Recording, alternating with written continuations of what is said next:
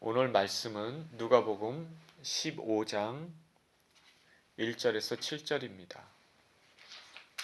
누가복음 15장 1절에서 7절의 말씀입니다. 우리 같이 한 목소리로 읽겠습니다. 시작. 모든 세리와 죄인들이 말씀을 들으러 가까이 나아오니 바리새인과 서기관들이 수군거려 이르되 이 사람이 죄인을 영접하고 음식을 같이 먹는다 하더라. 예수께서 그들에게 이 비유로 이르시되 너희 중에 어떤 사람이 양 100마리가 있는데 그 중에 하나를 잃으면 99마리를 들에 두고 그 잃은 것을 찾아내기까지 찾아다니지 아니하겠느냐. 또 찾아낸즉 즐거워 어깨에 메고 집에 와서 그 벗과 이웃을 불러 모으고 말하되 나와 함께 즐기자. 나의 잃은 양을 찾아내었노라 하리라. 내가 너희에게 이르노니 이와 같이 죄인 한 사람이 회개하면 하늘에서는 회개할 것 없는 의인 99으로 말미암아 기뻐하는 것보다 더하리라. 아멘. 기도합니다. 좋으신 하나님 아버지 감사합니다. 주님 말씀을 대하는 시간입니다. 하나님 아버지 생명의 말씀 가운데 전하는 사람이나 듣는 사람이나 모두 주의 말씀 가운데 충만히 아버지 하나님 적셔지게 하여 주시옵시고 하나님 말씀을 통해서 각자에게 들려지는 음성이 있게 하여 주시며 하나님의 은혜를 풍성히 받는 귀한 시간 되게 하여 주옵소서. 예수 그리스도 이름으로 기도합니다. 아멘.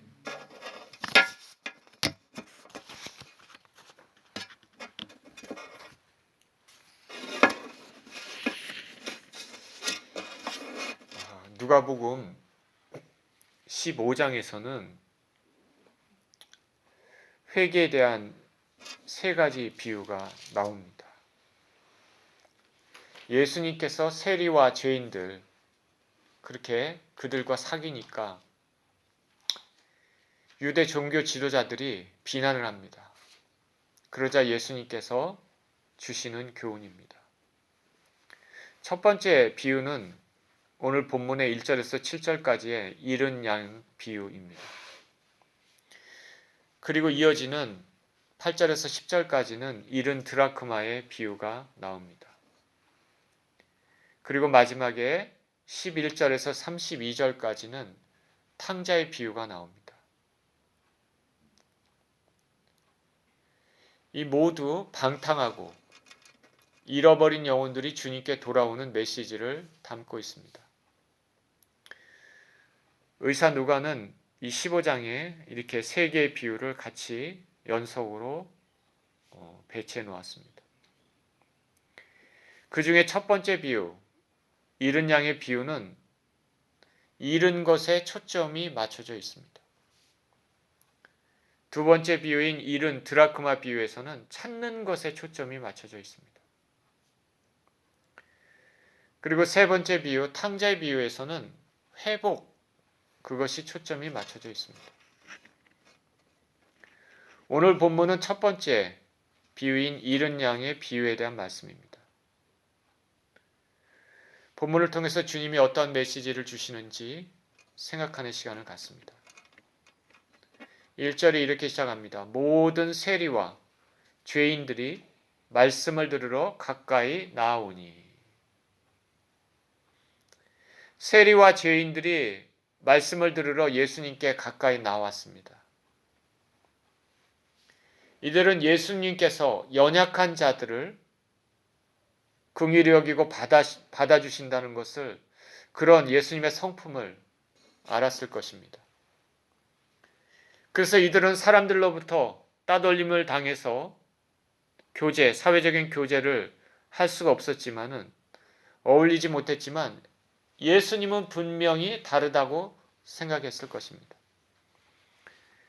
당시 예수님께서 어떻게 가르치시고 예수님이 어떠한 모습이었는지 우리가 짐작할 수 있는 것입니다. 반면에 바리새인들은 엄격했죠. 사회의 낮은 계층들, 죄인들이라고 여겨졌던 사람들, 천대받은 사람들은 감히 바리새인들이나 종교 지도자들에게 가까이 하기가 어려웠습니다.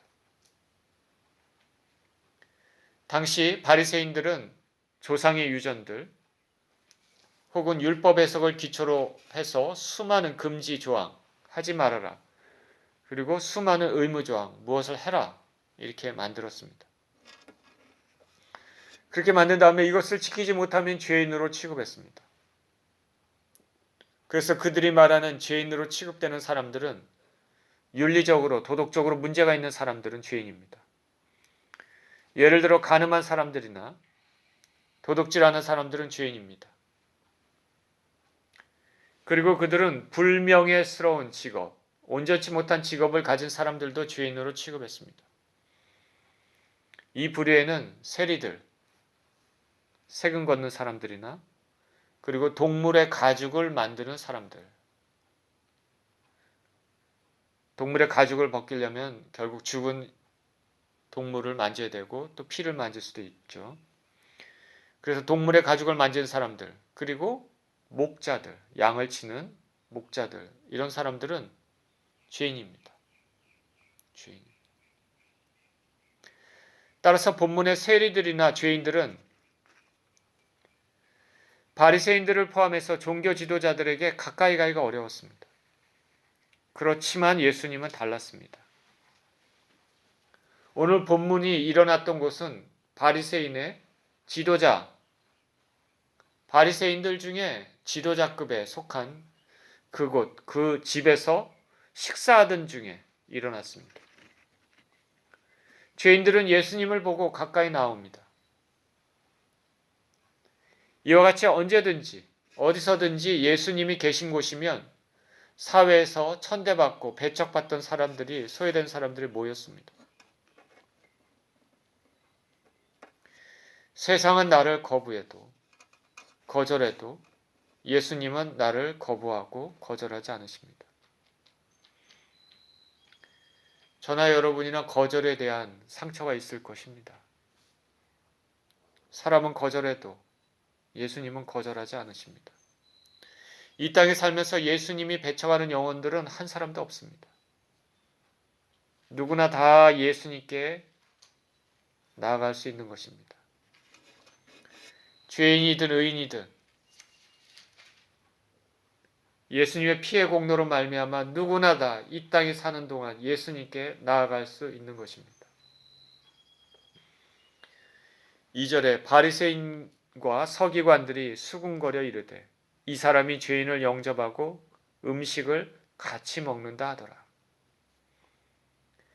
바리새인의 지도자 두령의 집에서 식사를 하고 있기 때문에 바리새인들도 있겠죠. 율법을 가리키는 서기관들도 있었습니다. 세리와 죄인들이 예수님께 가까이 오고 예수님이 이들을 배척하지 않으니까 수군거립니다. 이 사람이 죄인을 영접하고 음식을 같이 먹네. 수군거립니다. 수군거리다의 헬라어 디아 공귀조, 이거는 불평하다라는 의미를 가지고 있습니다. 불만스러운 모습입니다. 시제가 미완료형입니다. 그래서 한 번 불만하는 것이 아니라 계속 중얼중얼하면서 불만을 토로하고 있습니다. 예수님이 하늘나라의 말씀을 선포하시고 가시는 곳곳마다 귀신을 쫓아내시고 병을 고치셨기 때문에 바리새인들은 예수님을 율법 선생 정도의 권위는 인정하고 있었습니다. 그렇지만 예수님이 하나님의 아들 메시아로서는 인정하지 않고 있었습니다. 그러면서 이 사람들이, 세리와 죄인들이 예수님께 가까이 오고 예수님을 배척하지 않고 같이 식사를 하니까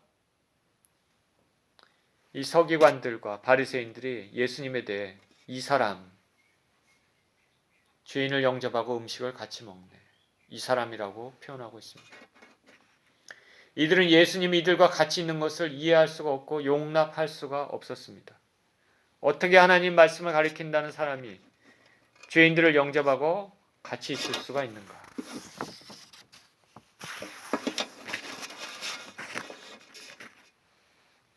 예수님께서 말씀하십니다. 3절에 예수께서 그들에게 이 비유로 이르시되 너희 중에 어떤 사람이 양 100마리가 있는데 그 중에 하나를 잃으면 99마리를 들에 두고 그 잃은 것을 찾아내기까지 찾아다니지 아니하겠느냐. 예수님께서는 바리새인들과 서기관들의 생각이 잘못됐다는 것을 고치기 위해서 비유로 말씀하십니다. 잃은 양 비유입니다. 양은 팔레스타인 지역의 대표적인 특산물이죠. 주된 재산이고 생계수단입니다. 희생제사 때 많이 사용되는 동물입니다. 그렇기 때문에 양의 비유를 가지고 말씀하시는 것은 듣는 사람들이 이해하기가 쉬울 것입니다. 성경에는 양에 대한 얘기가 많이 나오죠. 성경에 있는 양의 특징, 나와 있는 양의 특징은 몇 가지가 있는데 첫 번째로 양은 목자의 음성을 알고 따른다. 그리고 두 번째는 순하고 복종하는 성품을 가진다. 셋째는 일이나 곰 같은 짐승은 무서워한다. 넷째는 양은 웅덩이에 빠지기가 쉽다. 다섯 번째로 목자가 관심을 없어하면, 무관심하면 양은 고통을 당한다는 것입니다. 양은 목자가 잘 인도하지 않으면 웅덩이에 빠지기도 하고 대열에서 이탈하기도 합니다. 어떤 사람이 양 100마리 가지고 있었습니다. 그 중에 한 마리 잃었습니다.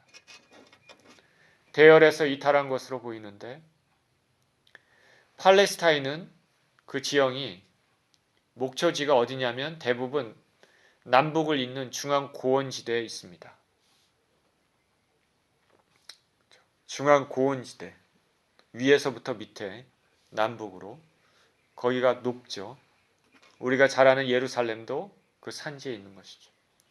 중앙 고원지대에 있는데 해발 평균이 약 500m가 되니까 양이 목자를 떠나 길을 잃으면 사고를 당하기가 쉽습니다. 그래서 보통 목자들은 서너 명이 한 조가 돼서 양을 돌본다고 합니다. 그래서 저녁이 돼서 양을 다시 우리에 넣을 때 양의 숫자를 한 마리 한 마리 세는데 한 마리라도 없으면 목자는 그 양을 찾아서 온 지역을 찾아다니게 되는 것입니다. 오늘 본문에서 양 한 마리를 잃어버렸습니다. 마태는 일타라는 말에 헬라어 플라나오를 사용했는데 이 단어는 양 스스로가 양떼로부터 벗어났다는 의미를 지니고 있습니다. 이 양은 스스로 복음을 거부한 것임을 나타냅니다.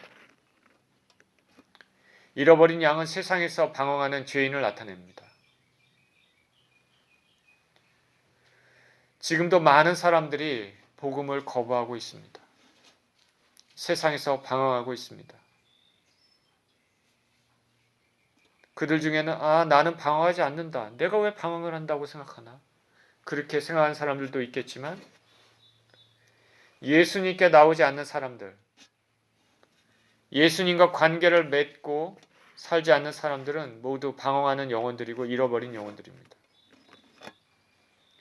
그런 사람들 중에는 하나님의 백성들도 있고 아닌 영혼들도 있습니다. 하나님의 백성들은 하나님께서 지금도 찾고 계시는 것입니다. 예수님은 비유에서 양을 잃어버렸다면 99을 들에 두고 그 잃은 양을 찾아다니지 않겠느냐 말씀하십니다. 여기서 보면 한 마리도 잃지 않으려는 목자의 마음을 우리가 읽을 수 있습니다. 나머지 99마리는 방치한다 그런 거는 아니죠. 다른 목자들에게 맡겨두고 잃어버린 양을 찾아 나서는 것이죠. 양의 목자이신 예수 그리스도께서는 지금도 당신의 택하신 자녀들을 한 영혼도 잃지 않기 위하여 지금도 일하고 계십니다. 그리고 한 영혼 한 영혼들을 돌보고 계십니다. 저와 여러분들이 주님이 택하신 양이라면 지금도 주님께서는 저와 여러분들을 위하여 일하고 계시는 줄 분명히 믿습니다. 이 땅에서 삶이 끝마치 때까지 지키시고 돌보시고 인도하실 줄 믿습니다. 요한복음 6장 39절에 나를 보내신 이의 뜻은 내게 주신 자 중에 내가 하나도 잃어버리지 아니하고 마지막 날에 다시 살리는 이것이니라.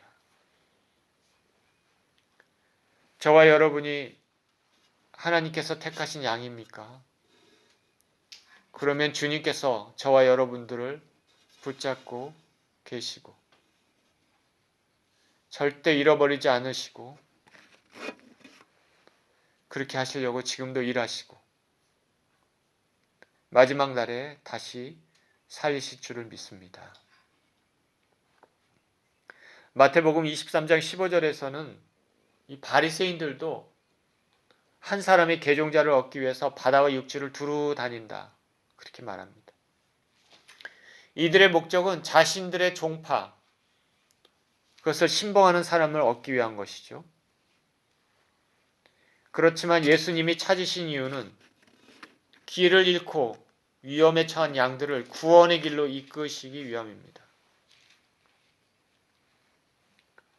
유대 랍비들은 가르치기를 어떤 죄인이 간절하게 사죄의 은총을 바라면 하나님께서 받으신다.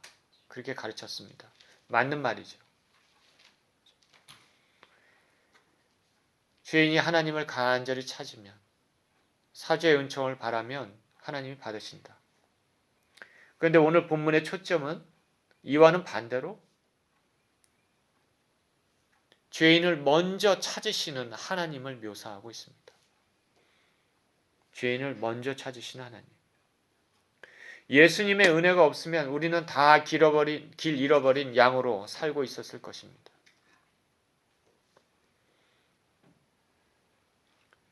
여러분 스스로 주님 앞에 나오셨다고 생각하십니까? 성경은 주님께서 이끄시지 않으시면 한 사람도 주님 앞에 나올 수 없다고 말씀하십니다. 지금 예배 장소로 나오는 것도 나의 의지인 것 같지만 심령을 움직이시는 분이 주님이십니다. 구원의 길도 오직 주님의 은혜로만 갈 수 있는 것입니다. 타락한 심령을 가진 인생은 자기 스스로 하나님께 나오고 하나님을 기쁘시게 할 만한 성품을 가지고 있지 않습니다. 하나님을 떠나 죄악된 인생이 하나님께 나와 구원을 얻을 수 있도록 하나님은 예수님을 보내셨습니다. 이사야 53장 6절에 이렇게 말합니다. 우리는 다 양 같아서 그릇 행하여 각기 제 길로 갔거늘 여호와께서는 우리 무리의 죄악을 그에게 담당시키셨도다.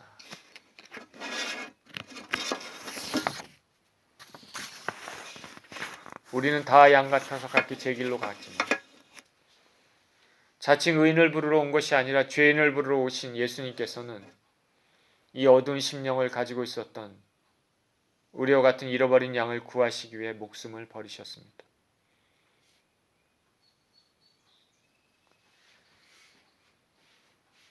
여러분들은 어떻게 해서 주님을 알게 되고 주님을 만났습니까?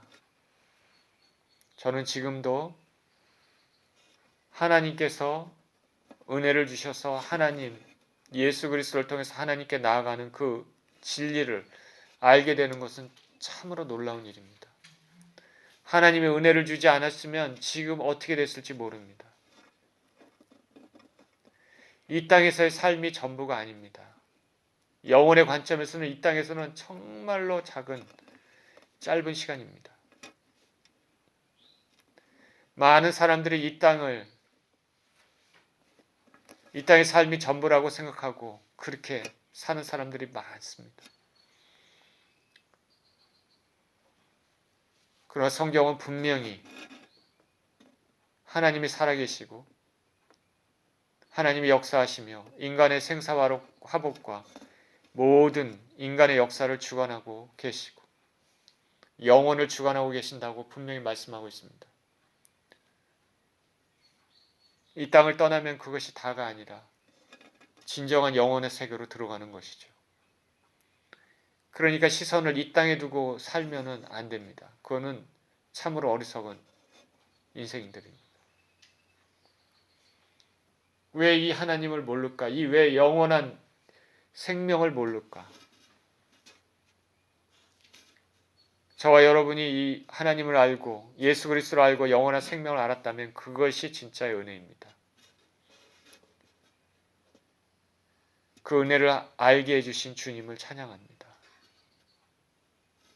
오늘 찬양도 했지만 예수가 우리를 부르는 소리, 우리에게 영원한 집이 있어.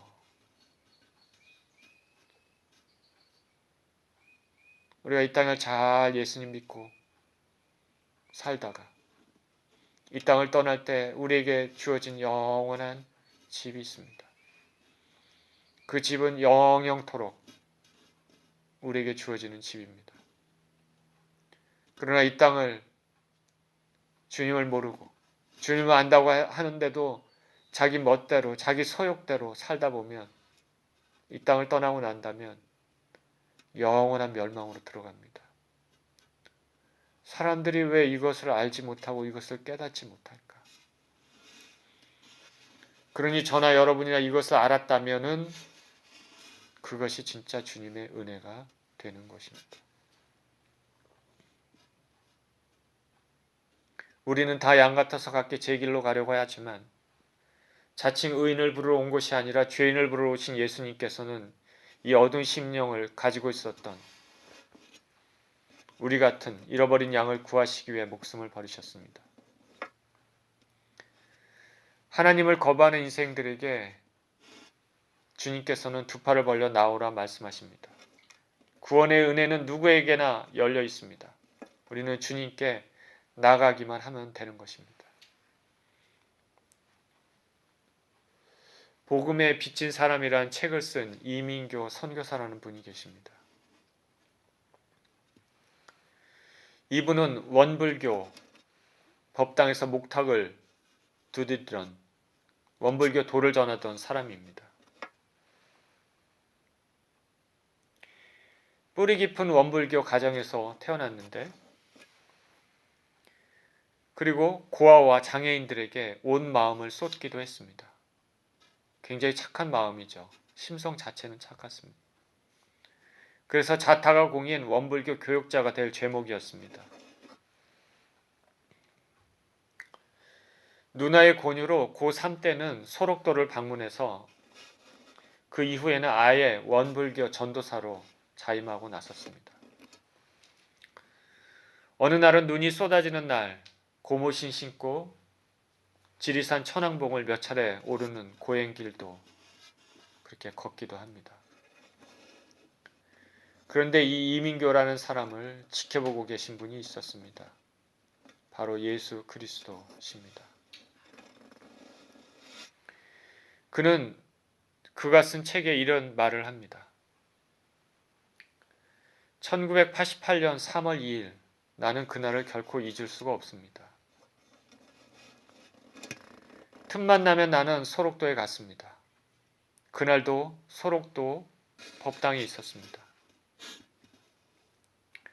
내가 아무리 부처를 전해도 예수님을 믿는 한살병 환자들은 끔찍도 하지 않았습니다. 그렇지만 나는 포기할 수 없었습니다. 그날도 평소처럼 새벽 4시에 일어나서 법당으로 향했습니다. 이 사람은 굉장한 열심이죠. 우리가 예수 그리스도를 믿는다고 하는 사람들도 하나님 앞에 이렇게 열심으로 나가는 사람들이 얼마나 되겠습니까? 세상에 우상을 섬기는 사람도 이렇다는 거죠. 평소처럼 새벽 4시에 일어나 법당으로 향했습니다. 가부좌를 틀고 30분간 자선한 다음 목탁을 두드립니다. 그리고 연부를 합니다. 탁탁탁탁 목탁 두드린 소리 나면서 연부를 하겠죠.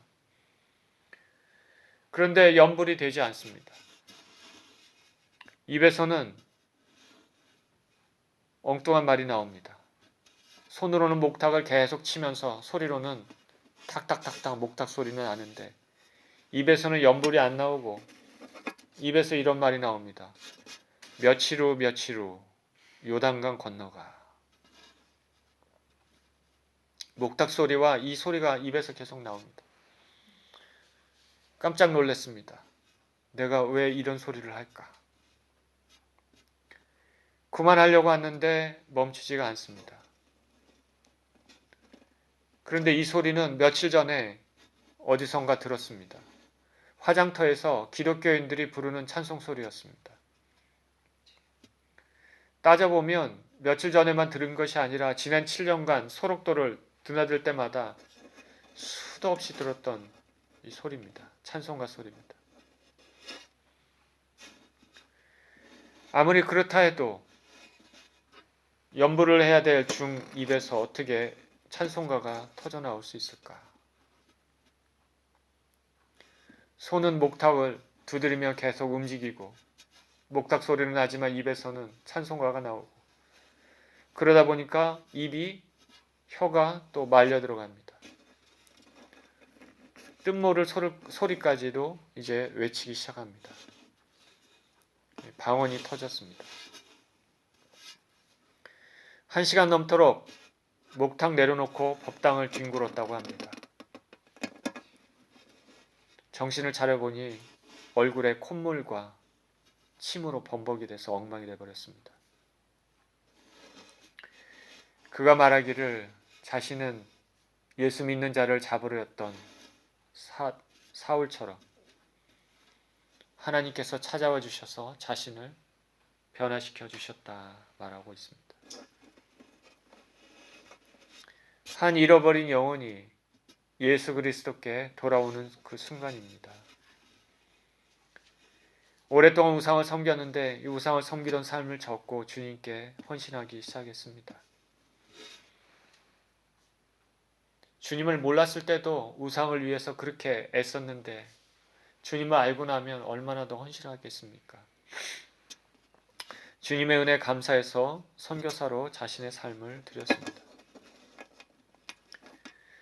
예수 그리스도께서는 지금도 자신의 자녀들을 찾고 계십니다.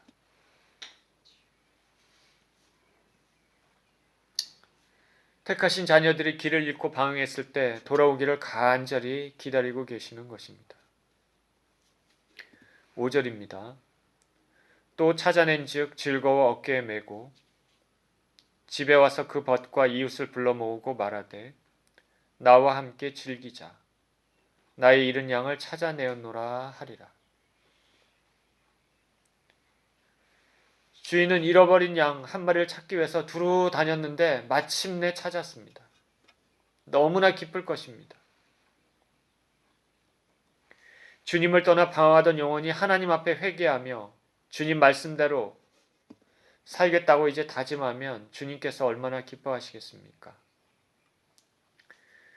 우리는 볼 수 없고 들을 수 없지만 하늘나라에서는 수많은 천군 천사 그리고 먼저 간 성도들이 박수치며 환호할 것입니다. 양을 찾아서 너무 즐겁습니다. 즐겁다는 헬라어 여기서는 단순한 기쁨 이상으로 너무 기뻐 노래라도 부르고 춤을 추고 싶을 정도의 흥분한 상태인데요. 이 일은 영원히 돌아왔을 때 주님의 마음이 이런 것이다 말씀하고 계십니다. 스바냐, 구약의 스바냐 선지자는 성도들을 향한 하나님의 크신 사랑을 이렇게 노래했습니다. 너희 하나님 여호와가 너희 가운데 계시니 그는 구원을 베푸실 전능자시라. 그가 너로 말미암아 기쁨을 이기지 못하시며 너를 잠잠히 사랑하시며 너로 말미암아 즐거이 부르며 기뻐하시리라 하니라. 그러니 잃어버린 영혼들이 주님께 나가도록 힘쓰는 일은 참으로 귀한 일입니다. 잃은 양을 찾아서 어깨에 메고 기뻐서 돌아옵니다. 부모가 잃어버렸던 자녀를 다시 찾게 되면 얼마나 기쁨이 크겠습니까? 하늘 아버지께서 자신의 자녀를 다시 찾는 기쁨이 이렇다고 말씀하십니다.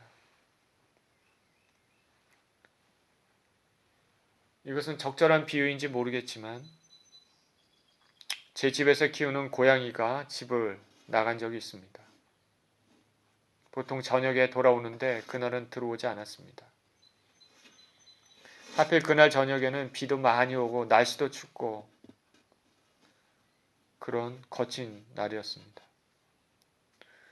근데 며칠이 지나도 돌아오지 않으니까 걱정이 돼서 전단지를 만들고 거기에다 로스트 캣이라고 적고 사진도 삽입해서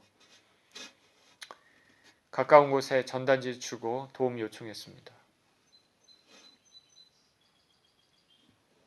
이 주변을 돌아다니면서 찾고 또 전단지도 주고 그랬죠.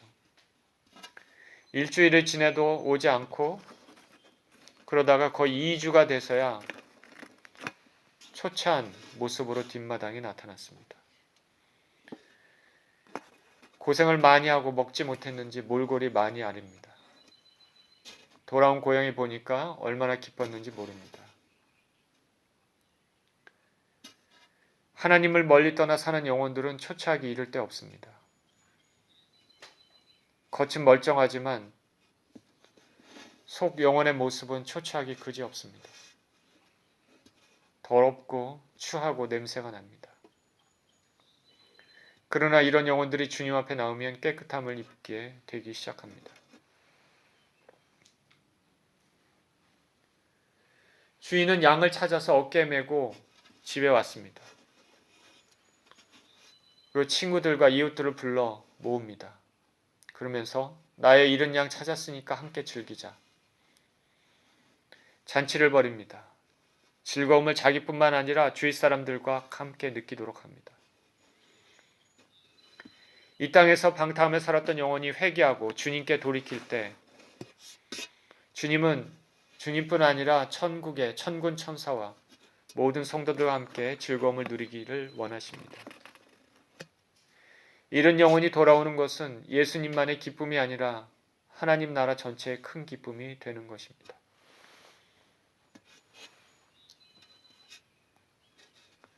사람이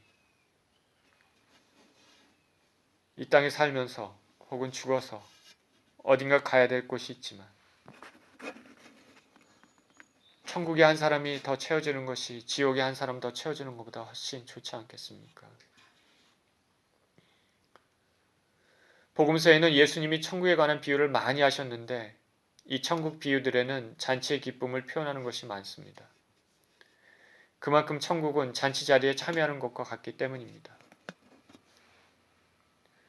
성도들은 예수님과 혼인잔치를 갖는다. 그렇게 성경은 말씀하고 있지 않습니까?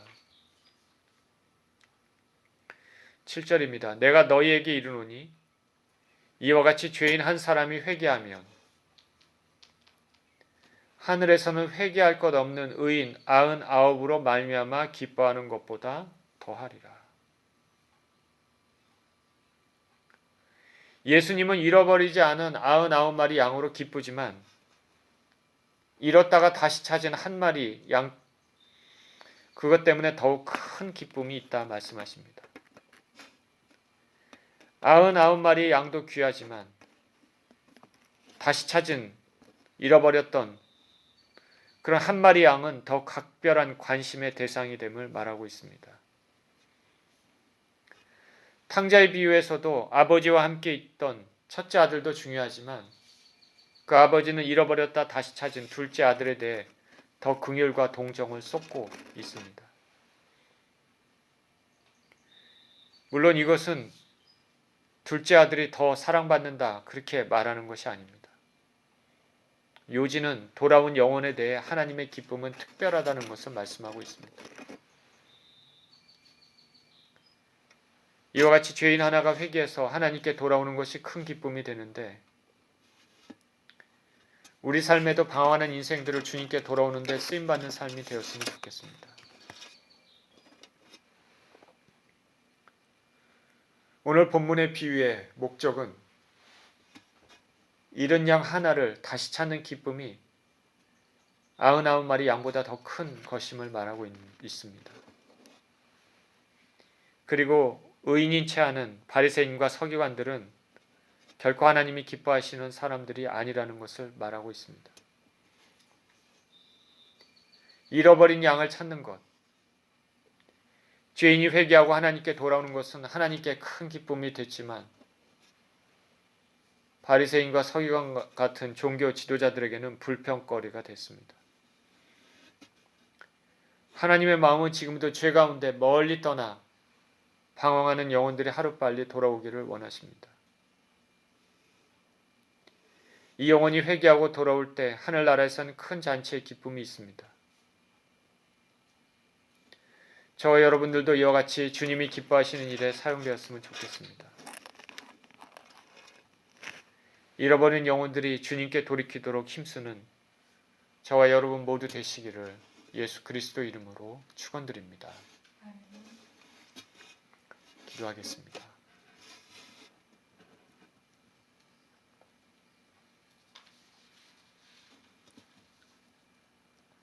하나님 아버지,